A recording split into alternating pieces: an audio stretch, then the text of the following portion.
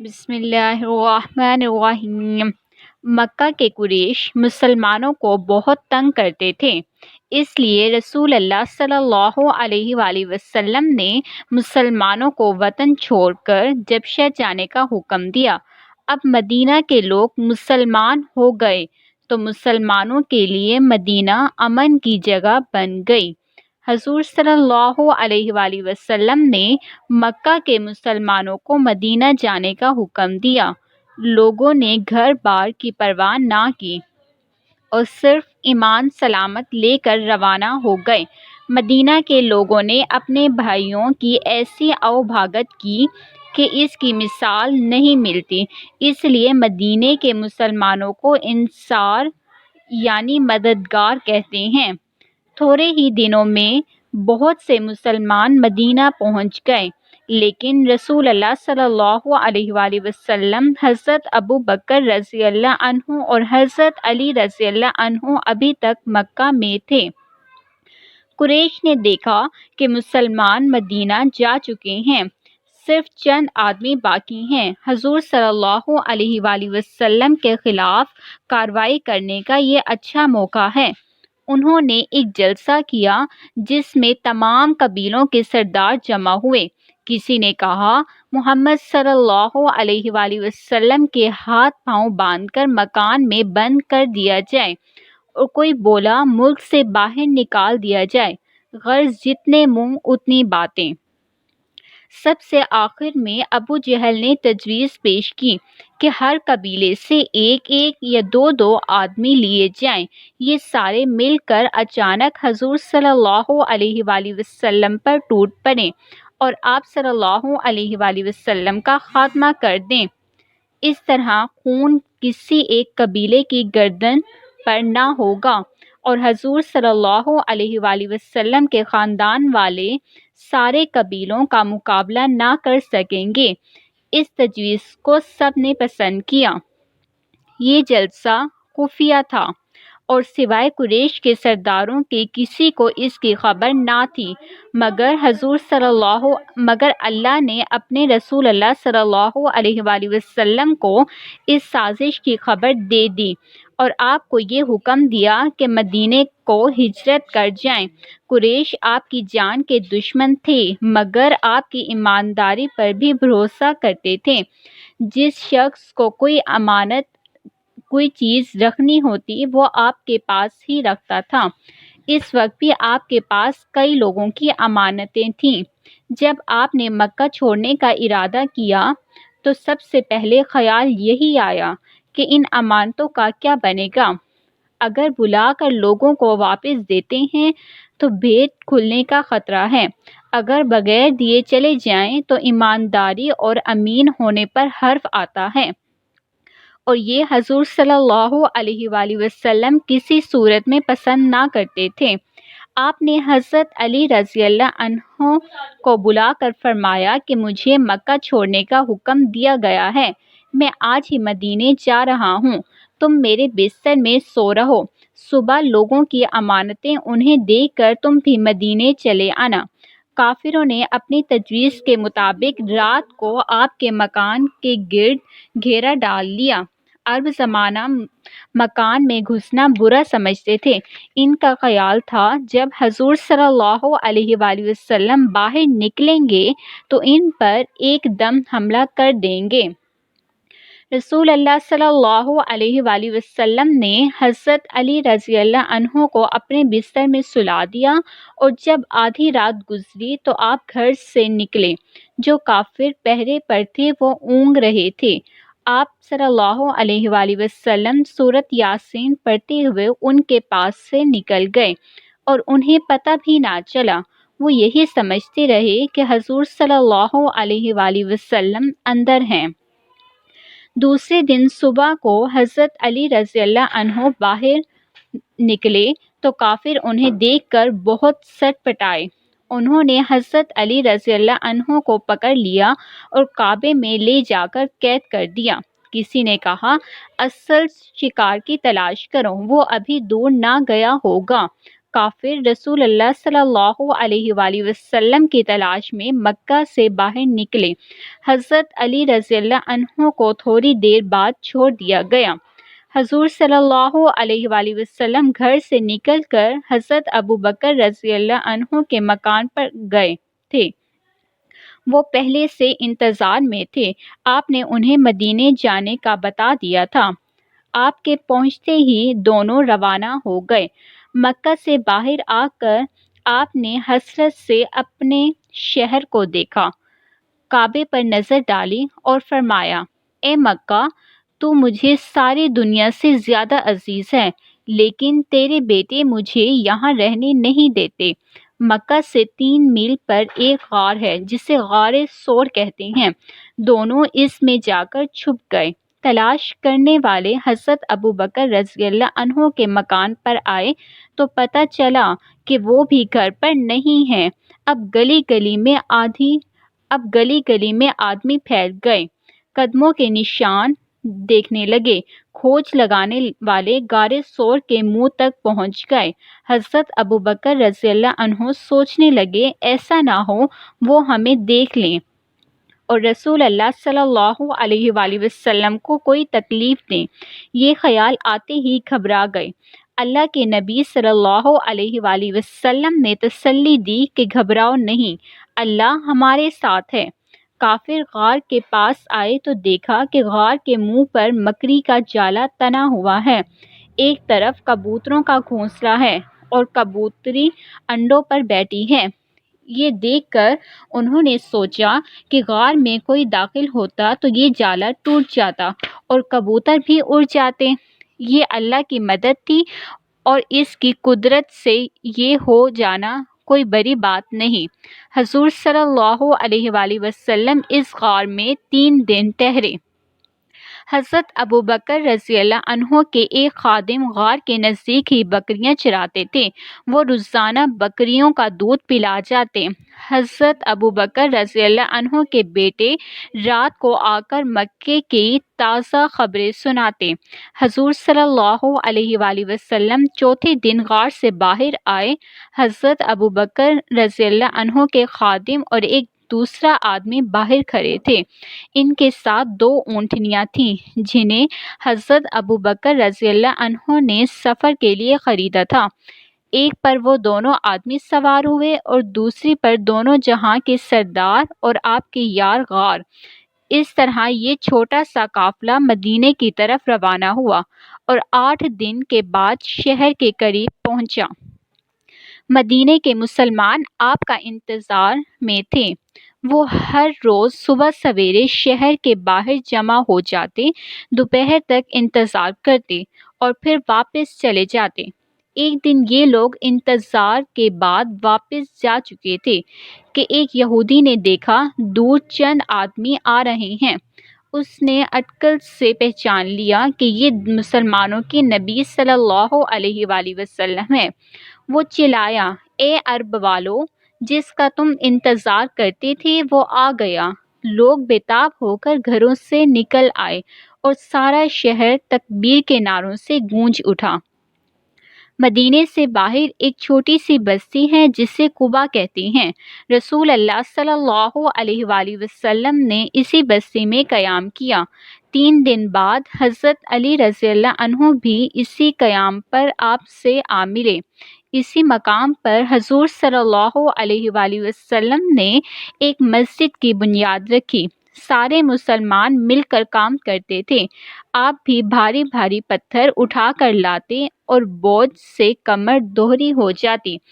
کوئی مسلمان آپ سے پتھر لینے کی کوشش کرتا تو آپ منع فرماتے۔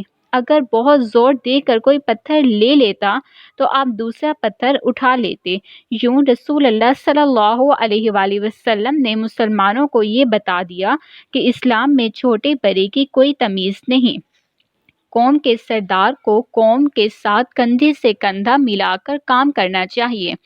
اس وقت حضور صلی اللہ علیہ وآلہ وسلم کی عمر 53 سال تھی۔ ہجری سن اسی ہجرت سے شروع ہوا۔ قبا میں آپ 2 ہفتے رہے۔ یہاں سے چلے تو جمعے کا دن تھا۔ راستے میں دونوں طرف مدینہ تک لوگ زیارت کے لیے کھڑے تھے۔ بنو سالم کے محلے میں پہنچے تو نماز کا وقت ہو گیا۔ یہاں آپ نے جمعے کی نماز پڑھی اور خطبہ دیا۔ یہ سب سے پہلی جمعے کی نماز تھی اور سب سے پہلا خطبہ تھا۔ نماز کے بعد آپ یہاں سے روانہ ہوئے۔ جو محلہ راہ میں پڑتا وہاں کے انصار غرض کرتے کہ حضور صلی اللہ علیہ وآلہ وسلم جان و مال اور گھر بار حاضر ہیں، ہمارے یہاں ٹھہریے۔ آپ نے فرمایا میری اونٹنی جہاں بیٹھے گی وہیں اتروں گا۔ آپ جدھر سے گزرتے لوگ راہ میں آنکھیں بچھاتے۔ انصار کی عورتیں تک آپ کو دیکھنے کے لیے چھتوں پر چڑھ گئی تھیں۔ چھوٹی چھوٹی بچیاں دف بجا بجا کر گا رہی تھیں، ہم نبی بجار کے خاندان کی لڑکیاں ہیں، محمد صلی اللہ علیہ وآلہ وسلم کتنے اچھے ہمسائے ہیں۔ حضور صلی اللہ علیہ وآلہ وسلم پاس سے گزرے تو بچیوں سے فرمایا کیا تم مجھ کو چاہتی ہو؟ وہ سادگی سے بولی ہاں۔ آپ نے فرمایا میں بھی تمہیں چاہتا ہوں۔ آخر حضور صلی اللہ علیہ وآلہ وسلم کی اونٹنی اس جگہ آ کر بیٹھ گئی جہاں اب مسجد نبوی کا منبر ہے۔ اس کے ساتھ ہی حضرت ابو ایوب انصاری رضی اللہ عنہ کا گھر تھا۔ آپ انہی کے گھر ٹھہرے اور 7 مہینے ان کے مہمان رہے۔ جس جگہ اونٹنی بیٹھی تھی وہ جگہ خالی پڑی تھی۔ اس کے مالک 2 یتیم مسلمان بچے تھے۔ آپ نے مسجد بنانے کے لیے زمین کا یہ ٹکڑا پسند فرمایا۔ بچوں کو پتہ چلا تو انہوں نے اپنی زمین بلا قیمت پیش کی، لیکن آپ نے اس نے قبول نہ فرمایا، قیمت ادا کر کے ہی خریدا۔ یہ زمین اونچی نیچی تھی۔ حضور صلی اللہ علیہ وآلہ وسلم نے صحابہ کے ساتھ مل کر برابر کیا۔ اس کے بعد آپ مسلمان مسجد بنانے میں مشغول ہو گئے۔ کوئی اینٹیں لاتا، کوئی گارا بناتا، کوئی زمین کھودتا تو کوئی چنائی کرتا۔ رسول اللہ صلی اللہ علیہ وآلہ وسلم بھی ان کی مدد کرتے تھے۔ کچی اینٹوں کی دیواریں بنائیں، چھت پر کھجور کے پتے ڈالے گئے اور مسجد تیار ہو گئی۔ اللہ کا یہ گھر مسجد نبوی کہلاتا ہے۔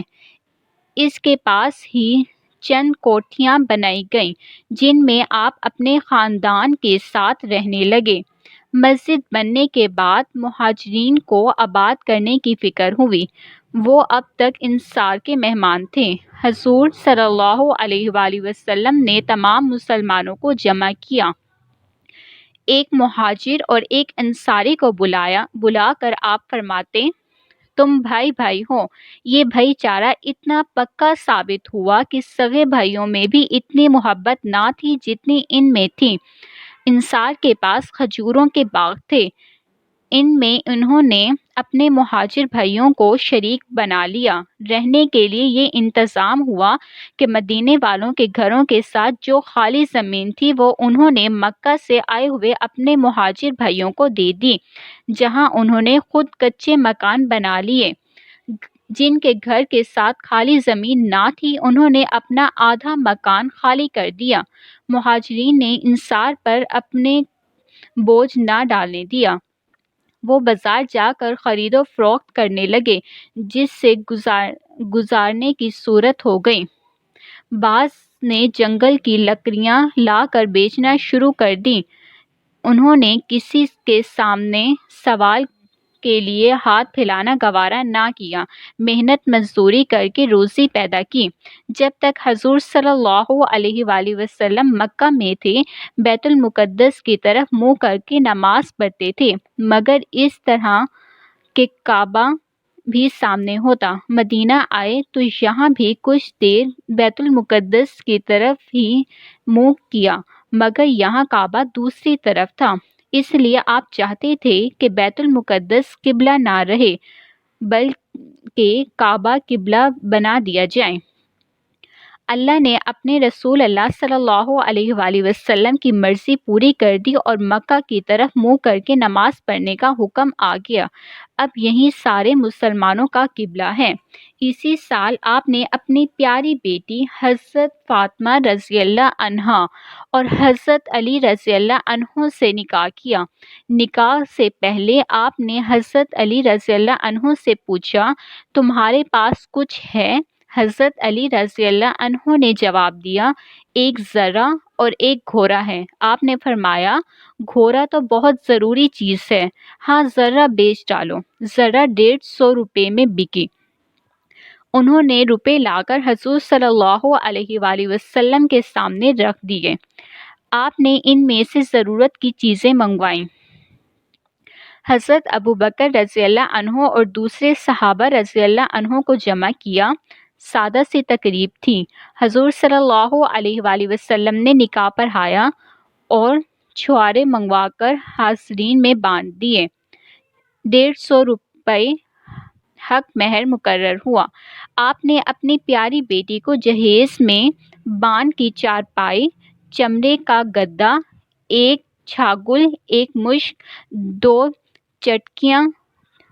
دو چکیاں اور مٹی کے 2 گھڑے دیے۔ حضرت علی رضی اللہ عنہ اب تک حضور صلی اللہ علیہ وآلہ وسلم کے ساتھ رہتے تھے۔ ایک صحابی نے اپنا مکان خالی کر دیا اور حضرت علی رضی اللہ عنہ اور حضرت فاطمہ رضی اللہ عنہا کو اس میں بسا دیا گیا۔ مدینے میں یہودی رہتے تھے۔ یہ ہمیشہ مدینے کے قبیلوں کو آپس میں لڑاتے رہتے تھے۔ اوس اور خراج میں اسلام سے پہلے جتنی لڑائیاں ہوئی تھیں ان میں یہودیوں کا ہی ہاتھ تھا۔ حضور صلی اللہ علیہ وآلہ وسلم نے شہر میں امن قائم رکھنے کے لیے یہودیوں سے معاہدہ کرنا ضروری سمجھا تاکہ وہ شرارت نہ کر سکیں۔ آپ نے مدینے کے رہنے والے سب لوگوں کو اکٹھا کیا، آپس میں بات چیت کی گئی اور پھر یہ طے پایا کہ یہودی اور مسلمان مل جل کر رہیں گے اور مدینے پر کوئی دشمن حملہ کرے گا تو دونوں مل کر مقابلہ کریں گے۔ مکہ والے شروع میں تو خوش تھے کہ مسلمان مکہ خالی کر گئے، مگر جب انہیں پتہ چلا کہ وہ مدینے میں آرام سے زندگی گزار رہے ہیں اور سب مدینے والوں نے محمد صلی اللہ علیہ وآلہ وسلم کو اپنا سردار مان لیا ہے تو انہیں بہت تکلیف ہوئی۔ وہ سوچنے لگے کہ کسی طرح مسلمانوں کو مدینے سے نکلوا دیا جائے۔ ان کی نظر مدینے کے ایک شخص پر پڑی، اس کا نام عبداللہ تھا۔ یہ اپنے قبیلے خراج کا سردار تھا۔ مدینے میں اس کی بڑی عزت تھی اور یہ مدینے کا بتاج بادشاہ کہلاتا تھا۔ لیکن حضور صلی اللہ علیہ وآلہ وسلم کے مدینے آنے سے حالات بدل گئے اور اب سارا مدینہ رسول اللہ صلی اللہ علیہ وآلہ وسلم کی عزت کرنے لگا۔ اس کا عبداللہ کو بہت رنج تھا اور وہ دل ہی دل میں کراتا تھا، مگر مکہ والوں کو بھی اس کا علم تھا کہ یہ دل سے مسلمانوں کو اچھا نہیں سمجھتا۔ انہوں نے اس کے نام خط لکھا کہ تم نے ہمارے دشمن کو پناہ دی ہے، اگر تم اسے مدینے سے نہ نکالو گے تو ہم مدینے پر حملہ کر دیں گے۔ عبداللہ تو بہانے کی تلاش میں تھا۔ اس نے خط ملتے ہی یہودیوں کے سردار کو اکٹھا کیا اور ان سے کہا کہ ہماری خیریت اسی میں ہے کہ مسلمانوں کو مدینے سے نکال دیں۔ رسول اللہ صلی اللہ علیہ وآلہ وسلم کو اس سازش کا پتہ چلا تو آپ عبداللہ کے پاس گئے اور اسے سمجھایا، کیا تم اپنے بھائیوں اور عزیزوں سے لڑو گے؟ عبداللہ کے قبیلے کے بہت سے لوگ مسلمان ہو چکے تھے۔ عبداللہ کی سمجھ میں یہ بات آ گئی اور وہ مکہ والوں کی باتوں میں نہ آیا۔ مکہ والوں کی کوئی تجویز بھی کارگر نہ ہوئی اور وہ مدینہ میں چڑھائی کی تجویزیں سوچنے لگے۔ مسلمان بھی جانتے تھے کہ دشمن آرام سے نہ بیٹھیں گے۔ مکہ والوں کے حملے اور مدینے کے یہودیوں کی سازشوں کا ڈر انہیں بے چین رکھتا تھا۔ اب تک اللہ تعالیٰ نے مسلمانوں کو کافروں سے لڑنے کا حکم نہیں دیا تھا۔ ہجرت کے دوسرے سال حضور صلی اللہ علیہ وآلہ وسلم پر وحی نازل ہوئی۔ جن لوگوں سے جنگ کی جاتی ہے ان کو بھی اب جنگ کرنے کی اجازت ہے کیونکہ ان پر ظلم کیا جا رہا ہے اور اللہ ان کی مدد پر یقیناً قادر ہے۔